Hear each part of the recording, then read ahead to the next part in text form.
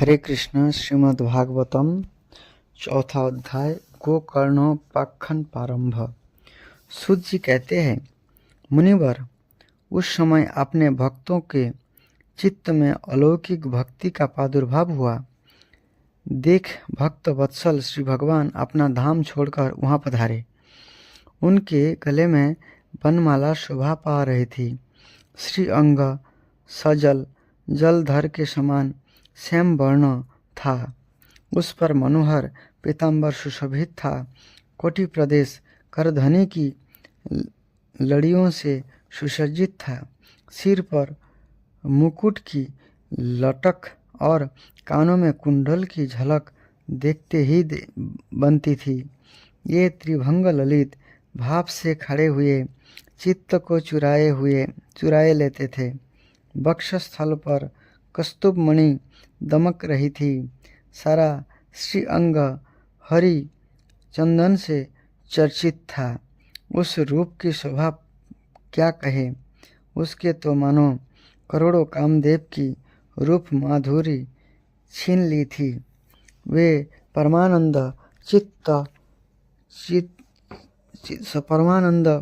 चिन्ह मूर्ति मधुराति मधुर मुरलीधर ऐसी अनुपम छवि से आपने भक्तों के निर्मल चित्त से आविर्भूत हुए। भगवान के नित्य लोक निवासी लीला परिकर उद्भादी यहाँ गुप्त रूप से उस कथा को सुनने के लिए आए हुए थे। प्रभु के प्रकट होते ही चारों ओर जय जय जय हो की ध्वनि होने लगी। उस समय भक्ति रस का अद्भुत प्रवाह चला। बार बार आबिर गुलाब और पुष्पों की वर्षा तथा शंखध्वनि होने लगी। उस सभा में जो लोग बैठे थे उन्हें आपने देह गेह और आत्मा की भी कोई शुद्धि न रही। उनकी ऐसी तन्मयता देखकर नारद जी कहने लगे, मुनीश्वरगण, आज सप्ताह श्रवण की मैंने यह बड़ी ही अलौकिक महिमा देखी है। यहाँ तो जो बड़े मूर्ख दुष्ट और पशु पक्षी भी हो, ये भी अत्यंत निष्पाप हो गए हैं। अतः इसमें संदेह नहीं कि कली काल में चित्त की शुद्धि के लिए इस भागवत कथा के समान मृत्यु लोक में पाप पुंज का नाश करने वाला कोई दूसरा पवित्र साधन नहीं है। मुनिवर, आप लोग बड़े कृपालु हैं। आपने संसार के कल्याण के विचार करके यह बिल्कुल निराला ही मार्ग निकाला है। आप कृपया यह तो बताइए कि इस कथा रूप सप्ताह यज्ञ के द्वारा संसार में कौन कौन लोग पवित्र हो जाते हैं। सनक आदि ने कहा, जो लोग सदा तरह तरह के पाप किया करते हैं, निरंतर दुराचार में ही तत्पर रहते हैं और उल्टे मार्गों से चलते हैं, तथा जो क्रोधाग्नि से जलते रहने वाले कुटिल और कामपरायण है, ये सभी इस कलियुग में सप्ताह यज्ञ से पवित्र हो जाते हैं। जो सत्य से चूत, माता पिता की निंदा करने वाले, तृष्णा के मारे व्याकुल, आश्रय धर्म से रहित, दंभी, दुराचारी की उन्नति देखकर कुकड़ने वाले और दूसरों को दुख देने वाले हैं, ये सभी कलयुग में सप्ताह यज्ञ से पवित्र हो जाते हैं। जो मदिरापान, ब्रह्म हत्या, सुवर्ण की चोरी अर्थात सोना की चोरी, गुरु स्त्रीगामन और विश्वासघात, ये 5 महापाप करने वाले, छल, छद्म परायण, क्रूर, पिशाचों के समान निर्दयी, ब्राह्मणों के धन से पुष्ट करने वाले और व्यभिचारी है, ये भी कलियुग में सप्ताह यज्ञ से पवित्र हो जाते हैं। जो दुष्ट आग्रहपूर्वक सर्वदा मन, वाणी या शरीर से पाप करते रहते हैं, दूसरे के धन से ही पुष्ट होते हैं तथा मलिन मन और दुष्ट हृदय वाले हैं, ये सभी कलियुग में सप्ताह यज्ञ से पवित्र हो जाते हैं। नारद जी, अब हम तुम्हें इस विषय में एक प्राचीन इतिहास सुनाते हैं। इससे सुनने से भी सब पाप नष्ट हो जाते हैं। पूर्व काल में तुंगभद्रा नदी के तट पर एक अनुपम नगर बसा हुआ था। यहाँ सभी वर्णों के लोग अपने अपने धर्म का आचरण करते हुए सत्य और सत्कर्मों में तत्पर रहते थे। उस नगर में समस्त वेदों का विशेषज्ञ और श्रोत स्मार्थ कर्म में निपुण एक आत्मदेव नामक ब्राह्मण रहता था। आत्मदेव नाम का ब्राह्मण, वह साक्षात दूसरे सूर्य के समान तेजस्वी था। वह धनी होने पर भी भिक्षाजीवी था। उसकी प्यारी पत्नी धुंधुली, कुलीन एवं सुंदरी होने पर भी सदा अपनी बात पर अड़ जाने वाली थी। उसे लोगों की बात करने में सुख मिलता था। स्वभाव था क्रूर, प्राय कुछ न कुछ बकवास करती रहती थी। गृह कार्य में निपुण थी, कृपण थी और थी झगड़ालू। इस प्रकार ब्राह्मण दाम्पत्य प्रेम से अपने घरों में रहते और विहार करते थे।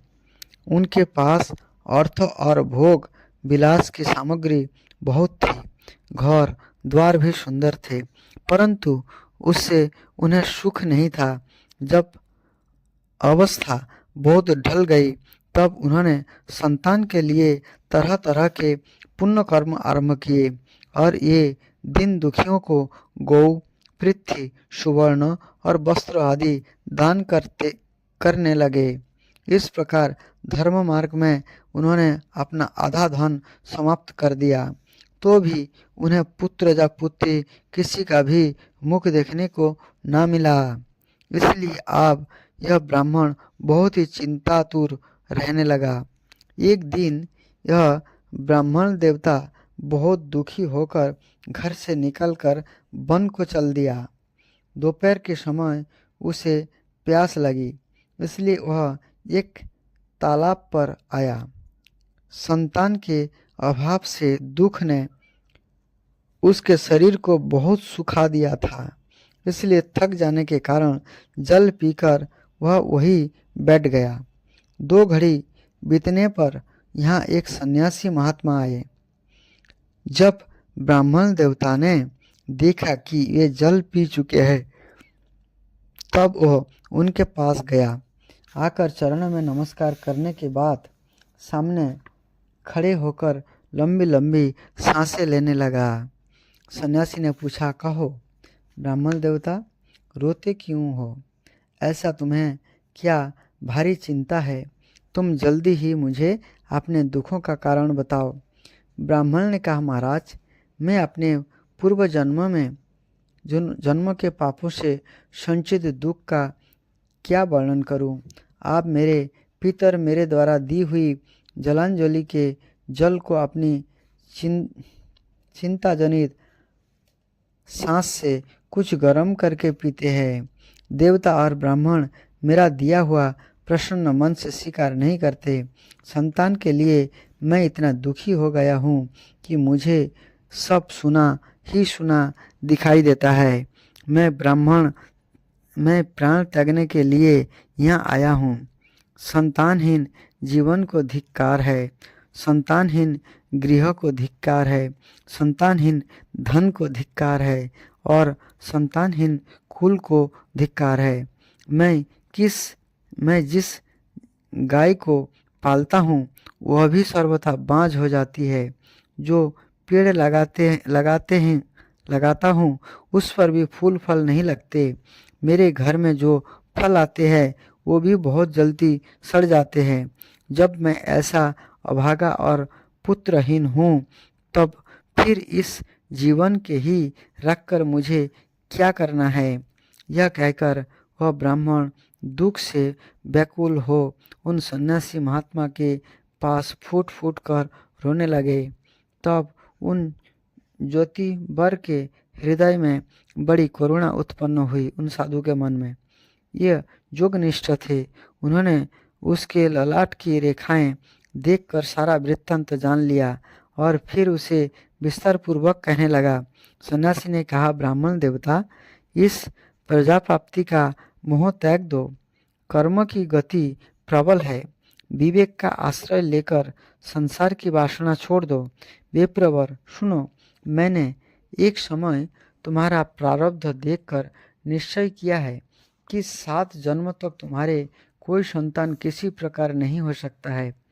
पूर्व काल में राजा सगर एवं अंग के संतानों के कारण दुख भोगना पड़ा था। ब्राह्मण, आप तुम कुटुंब की आशा छोड़ दो। संन्यास में ही सब प्रकार का सुख है।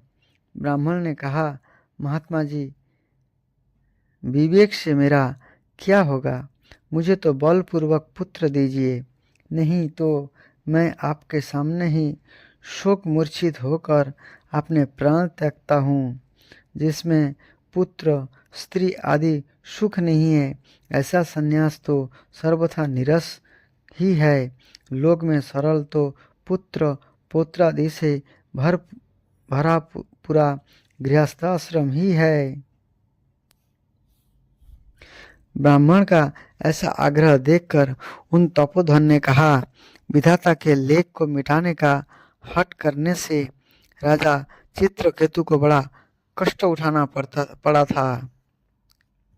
इसीलिए वेद देव जिसके उद्योग को कुचल देता है, उस पुरुष के समान तुम्हें भी पुत्र से सुख नहीं मिल सकेगा। तुमने तो बड़ा हठ पकड़ रखा है और अर्थ के रूप में तुम मेरे सामने उपस्थित हो। ऐसा दशा में मैं तुमसे क्या कहूँ? जब महात्मा जी ने देखा कि वह किसी प्रकार अपना आग्रह नहीं छोड़ता, तब उन्होंने उसे एक फल देकर कहा, इसे तुम अपनी पत्नी को खिला देना, इससे उसके एक पुत्र होगा। तुम्हारी स्त्री को 1 साल तक सत्य, शौच, दया, दान और एक समय एक ही अन्न खाने का नियम रखना चाहिए। यदि वह ऐसा करेगी तो बालक बहुत शुद्ध स्वभाव वाला होगा। यह कहकर ये जोगीराज चले गए और ब्राह्मण अपने घर लौट आया। यहाँ आकर उसने यह फल अपनी स्त्री के हाथों में दे दिया और स्वयं कहीं चला गया। उसकी स्त्री तो कुटिल स्वभाव की थी ही। वह रो रो कर अपनी एक सखी से कहने लगा, सखी, मुझे तो बड़ी चिंता हो गई। मैं तो यह फल नहीं खाऊंगी। फल खाने से गर्भ रहेगा और गर्भ से पेट बढ़ जाएगा, फिर कुछ खाया पिया जाएगा नहीं।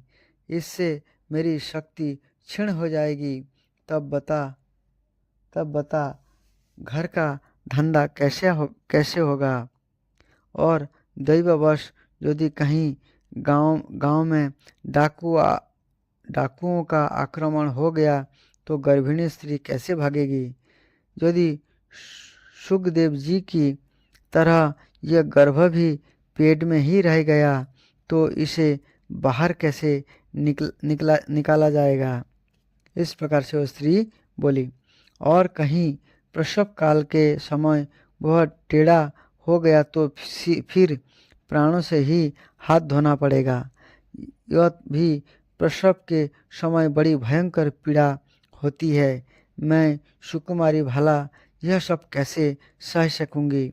मैं जब दुर्बल पड़ जाऊंगी तब ननद रानी आकर घर का सब माल मता समेट ले जाएंगी और मुझसे तो सत्य शौचादि नियमों का पालन होना भी कठिन ही जान पड़ता है।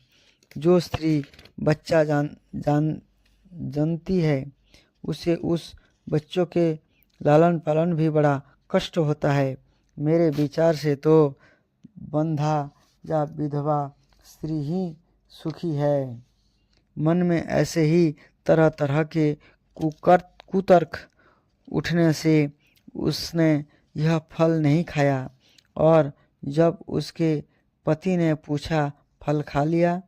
तब उसने कह दिया, हाँ खा लिया। एक दिन उसकी बहन अपने आप ही उसके घर आई। तब उसने अपनी बहन को सारा वृत्तांत सुनाकर कहा कि मेरे मन में इसकी बड़ी चिंता है। मैं इस दुख के कारण दिनों दिन दुबली हो रही हूँ। बहन, मैं क्या करूँ? बहन ने कहा, मेरे पेट में बच्चा है, प्रसव होने पर वह बालक मैं तुम्हें दे दूंगी।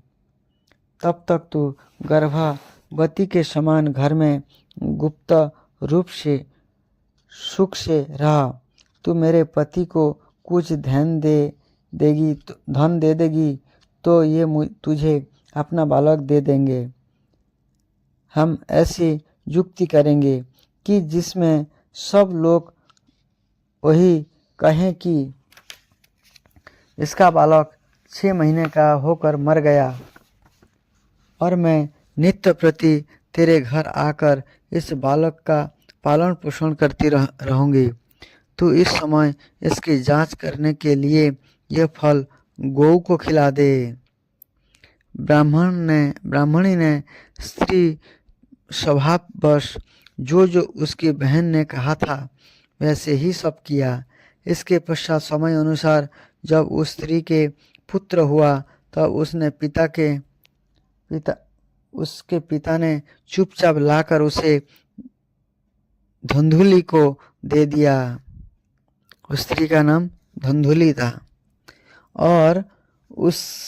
और उसने आत्मदेव उनके पति थे, आत्मदेव ब्राह्मण, आत्मदेव को सूचना दे दी कि मेरे सुखपूर्वक बालक हो गया है। इस प्रकार आत्मदेव के पुत्र हुआ सुनकर सब लोगों को बड़ा आनंद हुआ।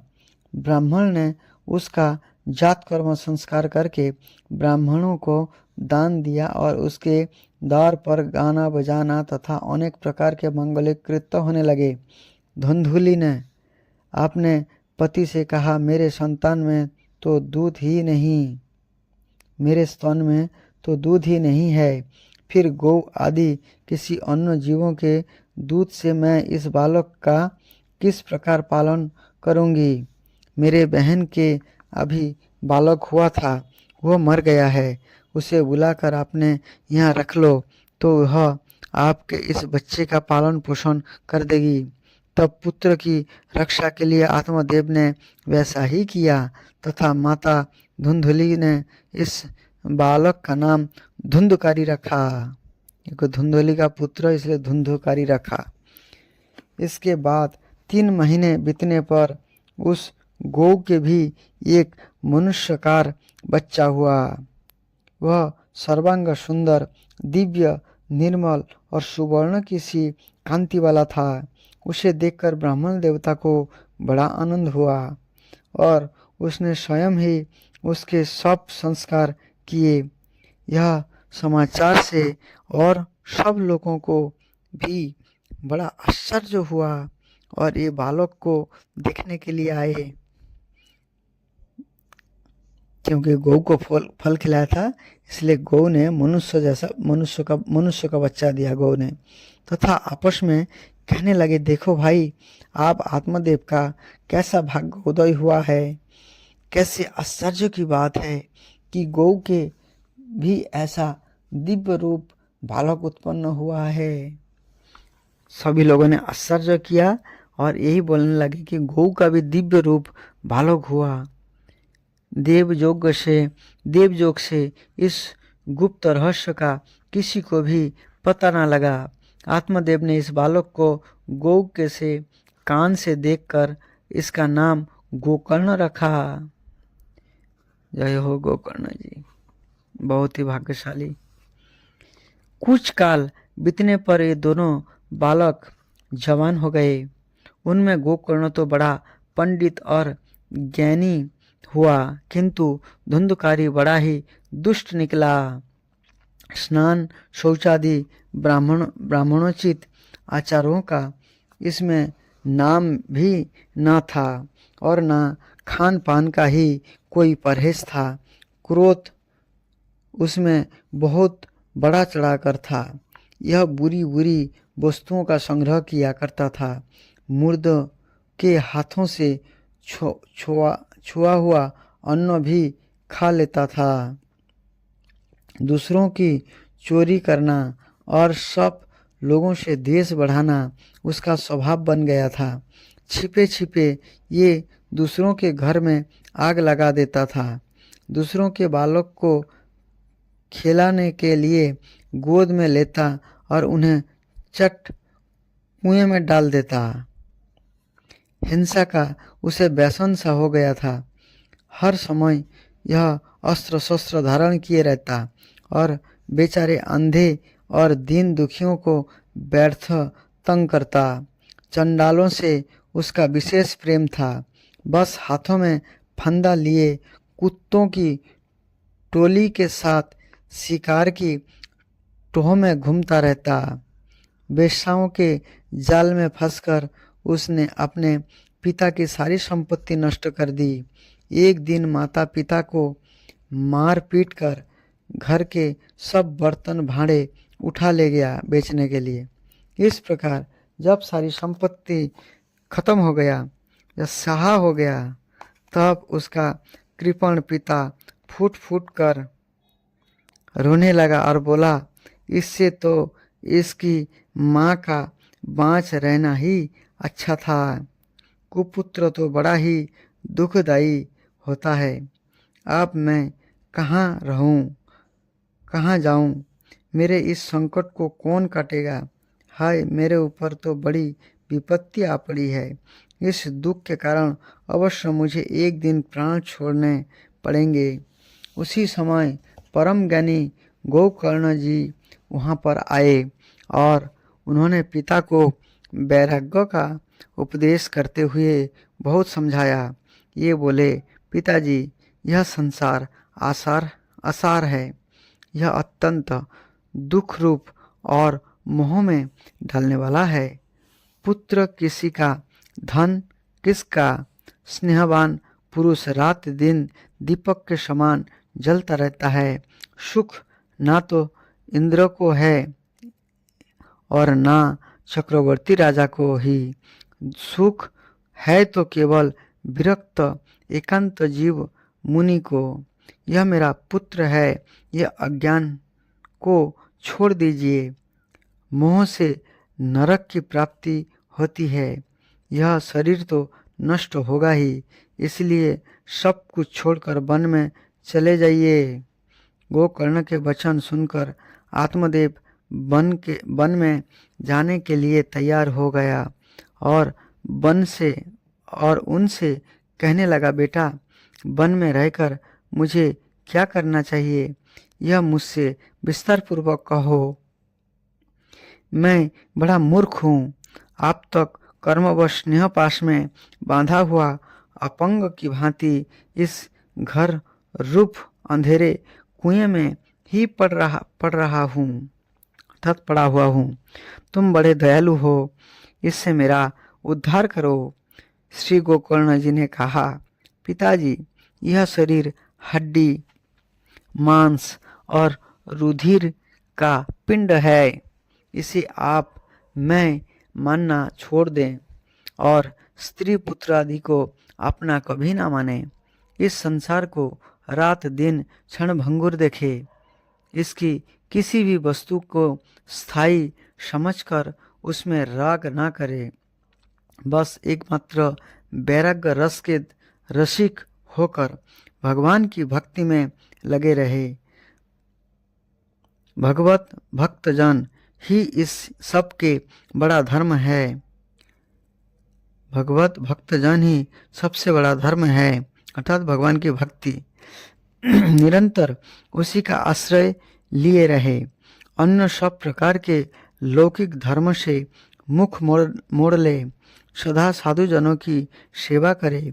भोगों की लालसा को पास ना फटकने दे तथा जल्द से जल्द दूसरों के गुण दोषों का विचार करना छोड़कर एकमात्र भगवत सेवा और भगवान की कथाओं के रसों का ही पान करे। इस प्रकार पुत्र की वाणी से प्रभावित होकर देव ने घर छोड़ दिया और वन की यात्रा की।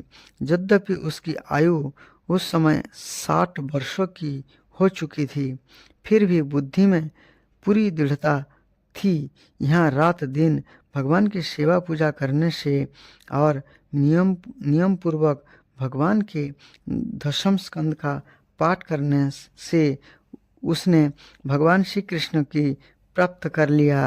अर्थात वो भगवान के श्री चरणों की भक्ति में लग गया। दशम स्कंद का श्रीमद् भागवतम का पाठ करते थे और भगवान श्री कृष्ण से प्रेम हुआ और वो भगवान के धाम चले गए। इस प्रकार से हमें भी समझना चाहिए। और ये संसार जो है क्षणभंगुर है, कोई भी अपना नहीं है, केवल अपना कर्तव्य निभाना चाहिए। बाकी जो है प्रेम जो है भगवान श्री कृष्ण से करना चाहिए। संसार से ज़्यादा आसक्ति नहीं रखना चाहिए। संसार की आसक्ति जो है हमें ले डूबते हैं, नरक ले जाता है। इसलिए अपना कल्याण हर एक जीव को करना चाहिए। जैसे शरीर छूट जाएगा, किसी से कोई लेना देना नहीं रहता है। हम पहले कहीं थे, अभी कहीं है, आगे कहीं चले जाएंगे। ये रिश्ते नाते जो है यही हमारा बंधन का कारण है। लेकिन इसका मतलब ये नहीं है सारे संसार को छोड़ दें। छोड़ना नहीं है, अपने कर्तव्यों को निभाना है। जो कर्तव्य आपका है आप करिए। आप पिता है तो पुत्रों का पालन करिए, पति है तो पत्नी का देखभाल करिए, लेकिन प्रेम जो है कृष्ण से करिए।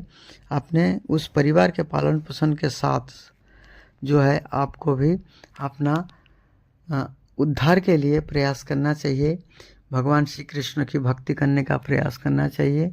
और कलि युग में जो भक्ति सबसे आसान है, कलि युग में केवल हरे कृष्ण महामंत्र का जप करना चाहिए, श्रीमद् भागवत का पाठ करना चाहिए और भगवान की प्रसाद पाना चाहिए, एकादशी व्रत करना चाहिए। ऐसे कुछ नियम है। तो हमें प्रयास करना चाहिए सारा समय जो है हम कृष्ण की सेवा में लगाएं, काम भी करते रहे और साथ में भगवान का नाम लेते रहे। क्योंकि काम तो हमें करना पड़ेगा, संसार में रहना है, संतान परिवार पालना है, तो काम तो करना ही पड़ेगा। लेकिन अपना उद्धार कैसे होगी? सब लोग जानते हैं, सब लोग बताते हैं गृहस्थ जीवन में है जी हम तो जाल में फंसे हुए। लेकिन जब आपको पता है आप जाल में फंसे हुए हैं तो आप जाल से निकालने का भी प्रयास करें। आपको पता है जाल में फंसे हैं, लेकिन प्रयास कौन करेगा? जाल में फंसे आप है तो आपको ही प्रयास करना पड़ेगा। इसीलिए हमें बुद्धिमान बनना है जी, हमें जाल से निकालना भी है। और जाल से निकालने का एक ही रास्ता है, भगवान श्री कृष्ण की भक्ति। क्योंकि उनके भक्ति के बिना हम निकाल ही नहीं सकते, अन्य कोई साधन है ही नहीं। कली काले नाम रूपे कृष्ण अवतार, भगवान स्वयं कली युग में नाम के रूप में अवतरित हुए। इसलिए नाम का सहारा लेकर के आप भगवान की भक्ति कर सकते हैं। हमारे पास देखिए बहुत से समय होते हैं। कोई व्यक्ति जैसे आप काम कर रहे हैं, काम हमेशा नहीं करते हैं, बहुत समय आपके पास होता है। जैसे मोबाइल पे समय वेस्ट करते हैं, टीवी में समय वेस्ट करते हैं, फालतू बात करके लोगों की पर चर्चा करके जो हम बहुत से समय वेस्ट करते हैं। ऐसे समय को वेस्ट ना करके केवल भगवान की भक्ति करके हम उस समय का सदुपयोग कर सकते हैं और अपने मन को भगवान श्री कृष्ण की सेवा में लगा सकते हैं। तभी हमारा उद्धार हो सकता है। यहाँ पर श्री गोकर्ण जी ने अपने पिता के कहने पर उनको इस प्रकार से संदेश दिया और उनको वन में भेजा। वन में जा कर के उन्होंने भगवान श्री कृष्ण की भक्ति की। जो इतना जंजाल में फंसा हुआ था, ऐसे दुष्ट पुत्र का पिता बनना पड़ा, तो उन्होंने दशम स्कंद का पाठ किया और जो है कृष्ण से प्रेम हुआ। भगवान श्री कृष्ण से प्रेम करके और भगवान श्री कृष्ण ने कृपा किया, कृपा करके जो उनको अपने भगवत धाम प्राप्त हुआ। तो ऐसे हमें बुद्धिमान बनना चाहिए और भगवान श्री कृष्ण की भक्ति कर लेनी चाहिए, तभी हमारा कल्याण हो सकता है। हरे कृष्णा।